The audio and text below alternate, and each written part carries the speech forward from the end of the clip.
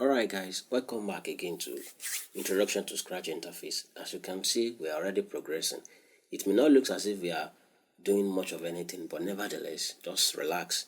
We are still gradually introducing the interface to you, and then I believe you'll be patient enough to pay attention. So don't miss out any part so that everything will be clearer to you later on. So now, not to waste your time, the last part is still the left hand side panel that I'm talking about.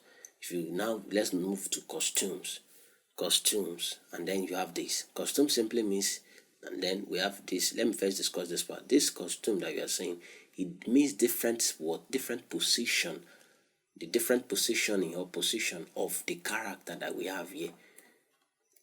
Just watch what is going to happen.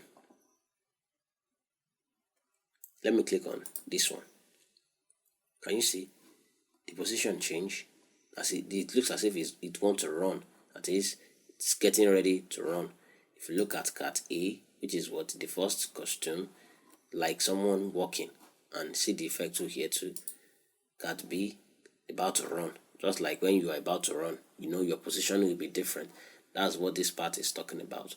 And you can basically add more to it. You can just right click with your mouse, you can duplicate it, you can export it, you can delete it if you want to do that, depending on your use for them. Like I've told you earlier, you can do anything you want with any of your character or anything with the program or the codes, depending on the use. Either you are using it for a story or for a particular set of games.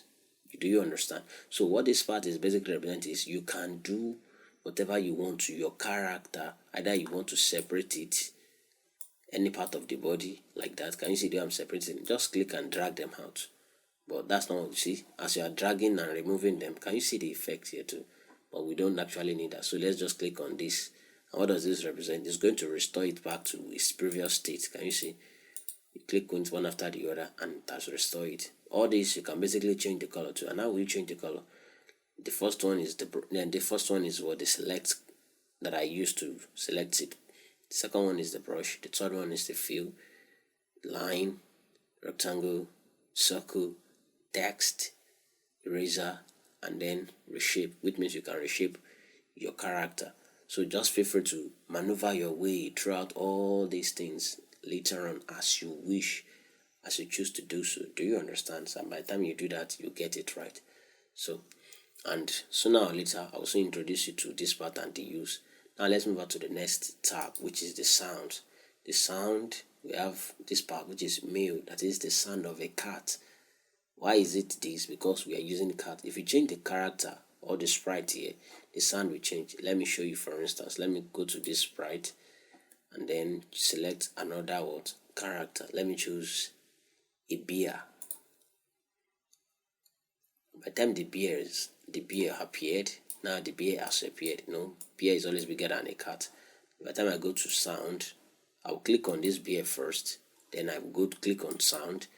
Can you see? Pop. So how will you know that the sound has changed? Let me click on this play, so that you hear the sound of a bear. That's the sound of the bear. That's the sound. By the time I come here and click on this cat here and play the sound here, can you see the sound is quite different from each other? Do you understand what I'm trying to explain to you?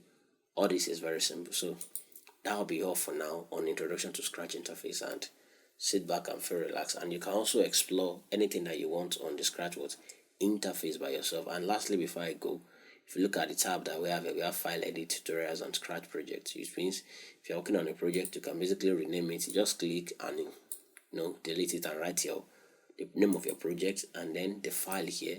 It means you can create a new file.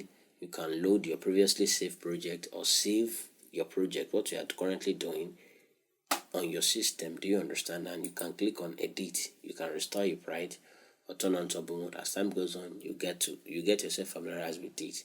And also we have the tutorial section too. You can also click on the tutorials and get it right. Do you understand? So that'll be all for now. Thank you so much for watching and for your patience.